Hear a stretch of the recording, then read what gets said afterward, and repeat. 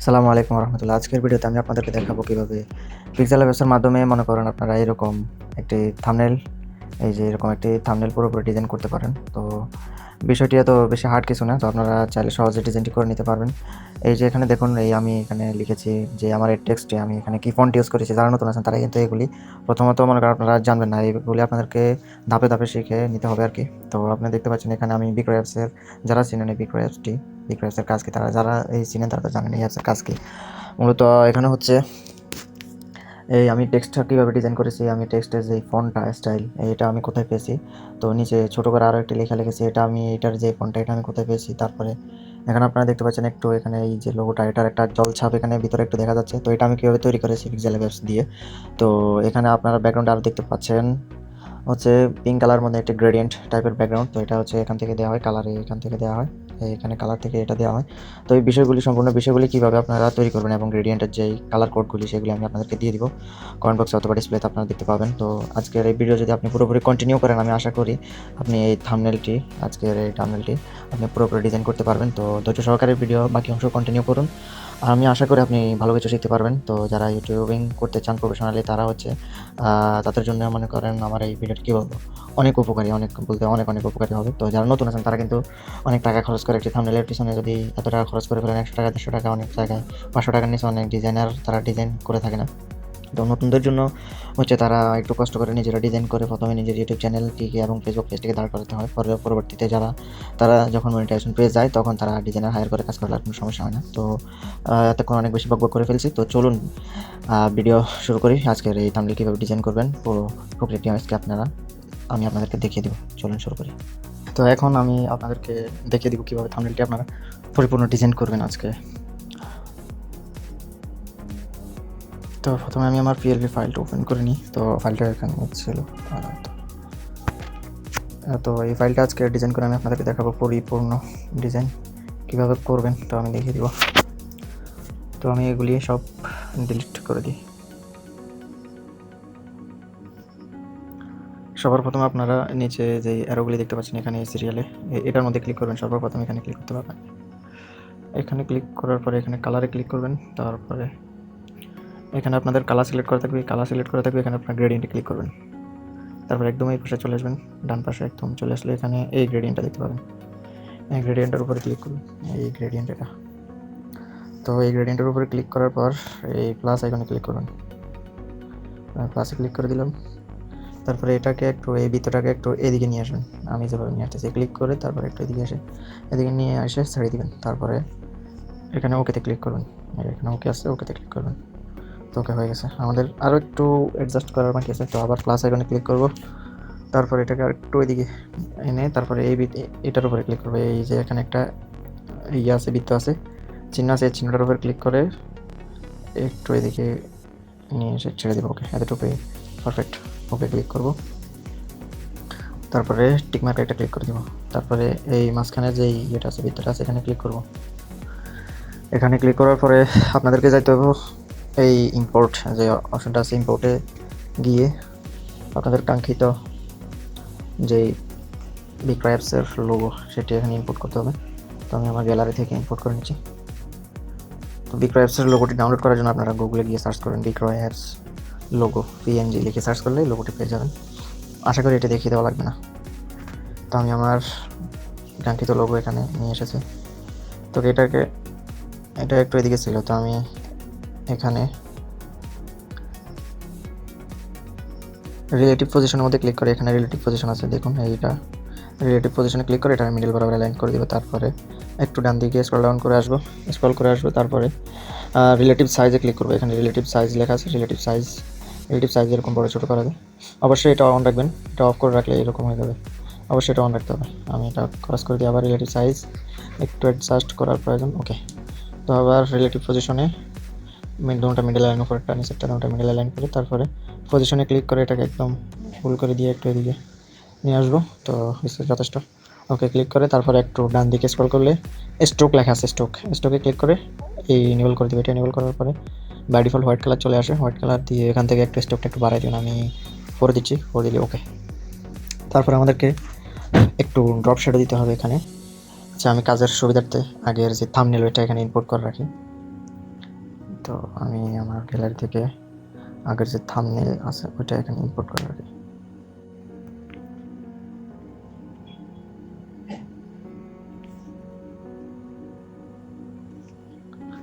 তো এখন আমাদেরকে এই টেক্সটটা এখানে লিখতে হবে।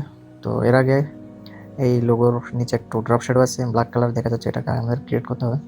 তো এটা ক্রিয়েট করার জন্য আগে এইটা অফ করে দিই। তারপর এখানে লোগোটা সিলেক্ট করার পরে এখানে একটু ডান পাশে স্ক্রল ডাউন করলে লেখা আসবে শ্যাডোতে ক্লিক করবো। তারপরে শ্যাডোটা এনেবল করে দিয়ে ব্ল্যাক কালার বাই ডিফল্ট থাকবে। তো এখানে 10 দিয়ে দিব, 10 বাই ডিফল্ট থাকবে। তো অফসেট এক্সের মধ্যে আমরা এদিকে একটু ডাইন সাইডে এটা 4 দিয়ে দিলাম। তো ওয়াই আমরা কত দিব, ওয়াই ও 4 দিয়ে দিলাম। ওকে, দ্যাটস এনাফ। এটাকে লক করে দিব। তো আমরা এখানে আবার ইম্পোর্টে ক্লিক করব।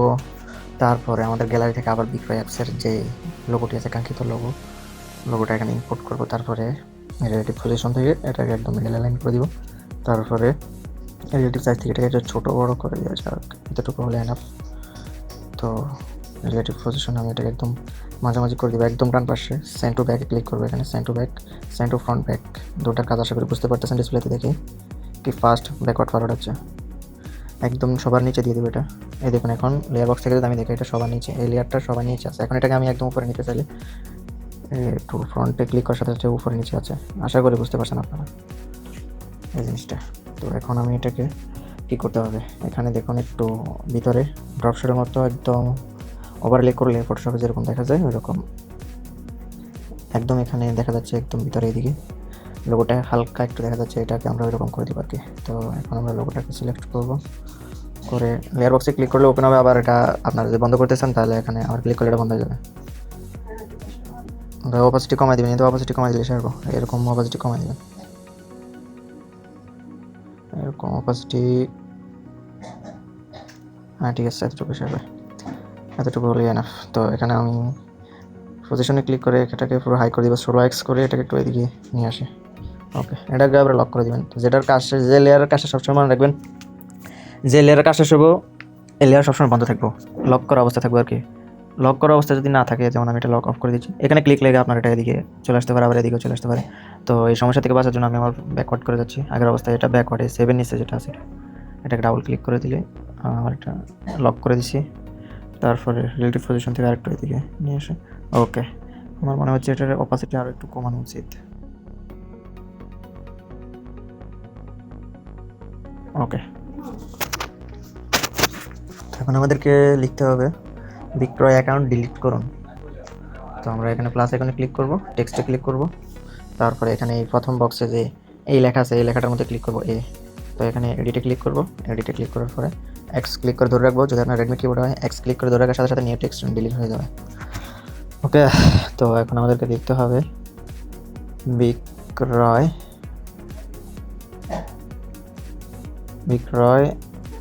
অ্যাকাউন্ট ডিলিট করার নিয়ম। ওকে, ওকে ক্লিক করব। তারপরে আমাদের মোটামুটি কাজ শেষ। এখন আমরা এটাকে একটু অ্যাডজাস্ট করব, এই আইকনটা ধরে একটু নড়াচড়া করলে এটা ইয়ে হবে আর কি। তো এখন আমরা আগে ফন্ট দিয়ে নিই, এদিকে একটু ডান পাশে স্ক্রল ডাউন করলে ফন্ট লেখা আছে এখানে। তো ফন্টে ক্লিক করার পরে এখানে এই যে প্রথম ফন্টটা আছে এটার স্ক্রিনশট নিয়ে নিতে পারেন আপনারা। এটা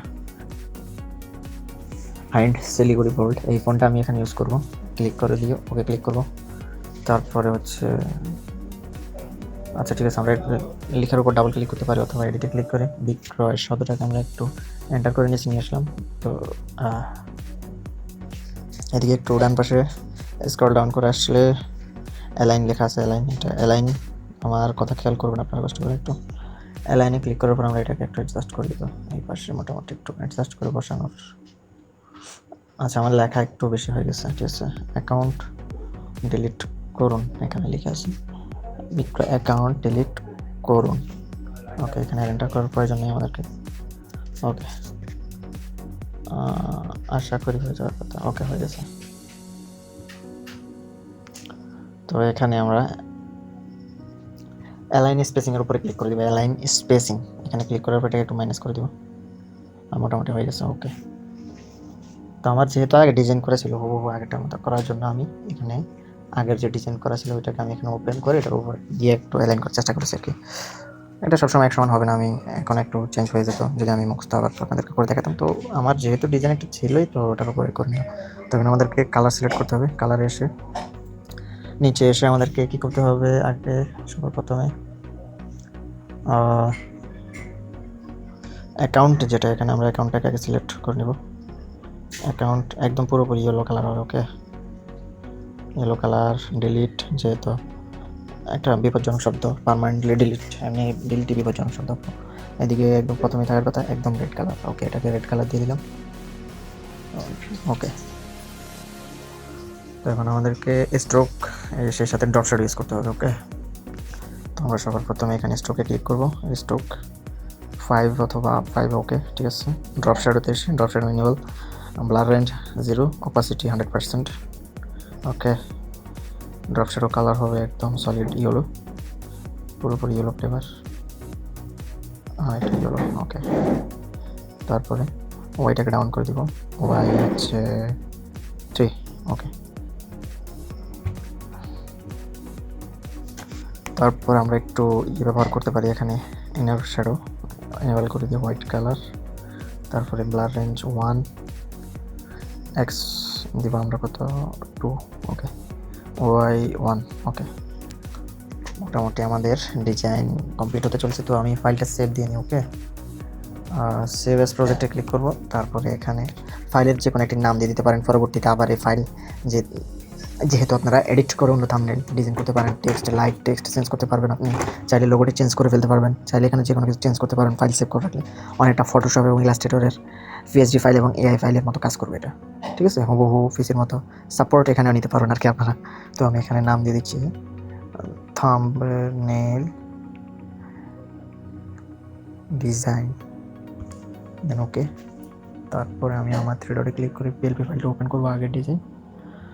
ওইটার মধ্যে থেকে কিছু টেক্সট আমার নেওয়ার আছে, টাইপ করতে অনেক সময় সাপেক্ষ।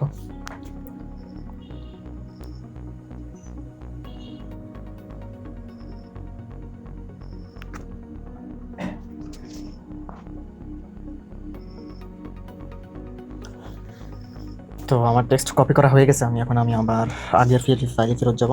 তো আমার আগের পিএলপি ফাইল থাম্বনেল ডিজাইন।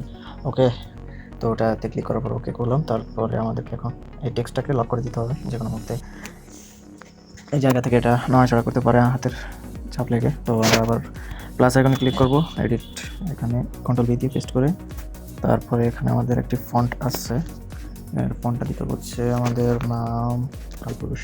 এই ফন্টটি আমরা এখানে ব্যবহার করব, বাংলাদেশের জাতীয় ফন্ট এটি। ঠিক আছে, বহুল ব্যবহৃত একটি ফন্ট, আমার অনেক পছন্দের।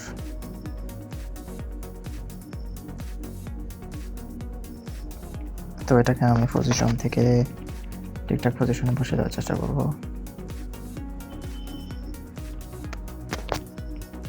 সব সময় আপনারা হাত দিয়ে পজিশন ঠিক করতে যাবেন না, পজিশন বক্স থেকে পজিশনটা ঠিক করার চেষ্টা করবেন। তো আমি পজিশন থেকেই সবগুলোকে ডাউনের ওকে প্রেস করে করে ঠিক করে নিচ্ছি। তো আমি মুভটা একটু মুভিং স্পিডটা একটু কমিয়ে দিলাম আর কি। ওকে, তো একটু ডানে দেওয়া যেতে পারে। ওকে, তো এখন আমাদেরকে যেটা করতে হবে, আমাদের যে নিচে টেক্সটটা আছে এটাকে একটু অ্যালাইন করার প্রয়োজন। ওকে, এখন আমাদেরকে আর বাকি আছে একটি অ্যারো কি অ্যাড করা, মনে হয় অ্যারো কিটা অ্যাড করা সম্ভবত। ইয়েস, অ্যারো কি অ্যাড করতে হবে। আর মোটামুটি সব কাজ কমপ্লিট। অফ করে দিয়ে আমরা এই অ্যারো কিটা অ্যাড করবো। অ্যারো কিটা আমি পুরোপুরি আপনাদের ক্রিয়েট করে দেখিয়ে দিচ্ছি কীভাবে এটি তৈরি করবেন। প্রথমে আপনারা এখানে পেন্সিলের মতো আগে যে আইকনটা দেখতে পাচ্ছেন, নাম হচ্ছে ড্রতে ক্লিক করবেন। তারপর একটা স্ক্রল ডাউন করে নিয়ে চলে আসবেন, নয়েজ ইফেক্ট যেটা, এটা অন করে দিবেন। আমি ডাবল ক্লিক করে আপনাদেরকে বোঝানোর চেষ্টা করতেছি, এটা অন করে দিবেন। তারপরে ভুল হলে এখানে ব্যাক স্পেস দিতে পারবেন। আবার এখানে ক্লিক করলে যে মাঝখানের আইকনটা, এটা পুরোপুরি ইয়ে করে দেয়, ডিসাইড ব্রাশ সম্ভবত এটা মনে হয়। ইয়েস, এটাই। তো এটা অন করে রাখা অবস্থা আমরা হোয়াইট কালার সিলেক্ট করবো, এখানে হোয়াইট কালার। তারপরে একটি লাইন ড্র করার চেষ্টা করবো, মোটামুটি হয়েছে, হয়নি। ওকে, না এখন হয়নি, এখন না,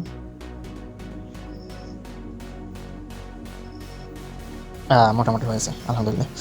তো এখানে আমরা টিকমার্ক একটা ক্লিক করে দিব। তো এটাকে আপাতত এদিকে রাখি।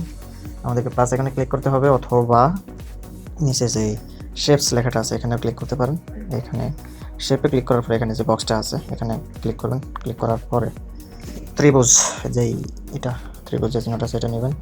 তারপরে এখান থেকে ওকে ক্লিক, কপি, তারপরে একটু ডান সাইডে আসবেন, কালার ক্লিক করার পরে এখানে রেড কালার, ওকে। রিলেটিভ পজিশনে এসে এখানে মিডল লাইন করে দিবেন, তারপর পজিশনে এসে এটাকে একটু ডাউন করে দিবেন, ওকে। তারপর লেয়ার বক্সে ক্লিক করবেন, আশা করি বুঝতে পারতেছেন।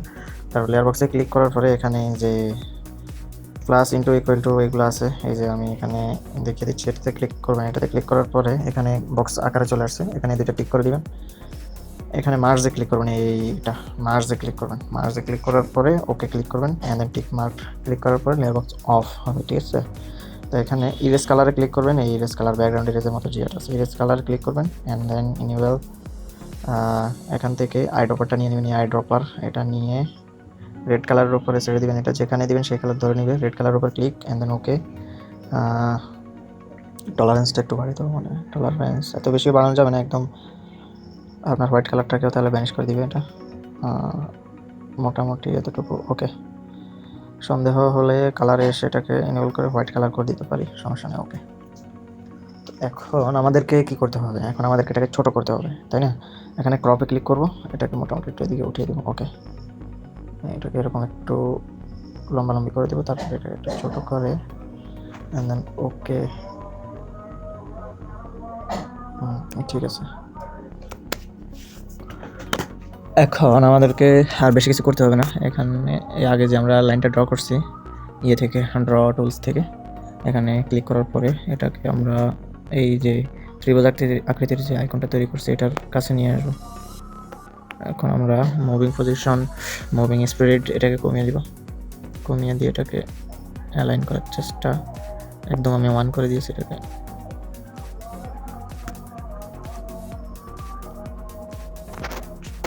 নিজের মতো এটাকে অ্যালাইন করে নেবেন, আমি আমারটা অ্যালাইন করে নিচ্ছি, ওকে। দুটোটাকে একসাথে মার্জ করে নিব। মার্জ করার ব্যাপারটা একটু আগে দেখিয়েছি, এখানে ক্লিক করবেন, মার্জ হয়ে যাবে, দেন ওকে। তারপরে এখানে ক্লিক করতে আমাদেরকে রিলেটিভ সাইজে ক্লিক করে আপনারা এটাকে কমাতে বাড়াতে পারবেন, তো আমি একটু কমিয়ে দিচ্ছি। তারপরে একটু ডান পাশে আসবেন, রোটেটে ক্লিক করবেন, রোটেট 3D রোটেটের আগে যেটা 3D রোটেট দিয়ে হবে না, 3D রোটেট হয়ে যাবে, তাহলে আমাদেরকে এটা দিয়ে রোটেট করতে হবে, তো দেন ওকে। এটাকে একটু অ্যাডজাস্ট করে নেওয়ার চেষ্টা, ওকে। মোটামুটি আমাদের কাজ হয়ে গেছে। তো এইভাবে এরকম একটি থাম্বনেইল আপনারা ডিজাইন করে নিতে পারেন। কতটুকু শিখতে পারছেন আমাকে অবশ্যই জানাবেন। তো ভিডিও ভালো লাগলে ভিডিওতে একটি লাইক করে দিবেন, চ্যানেল নতুন হলে অবশ্যই চ্যানেলটিকে সাবস্ক্রাইব করে দিবেন। আপনার একটি সাবস্ক্রাইব আমাকে এগিয়ে যেতে সাহায্য করবে অনেক। তো বন্ধুদের মাঝে ভিডিওটি ছড়িয়ে দিবেন। আপনাদের সকলকে ধন্যবাদ। সবাই ভালো থাকবেন, সুস্থ থাকবেন, নিজের যত্ন নেবেন। দেখা হচ্ছে পরের কোনো ভিডিওতে। ততক্ষণ পর্যন্ত সকলে ভালো থাকুন। আল্লাহ হাফেজ। আসসালামু আলাইকুম ওয়া রাহমাতুল্লাহ।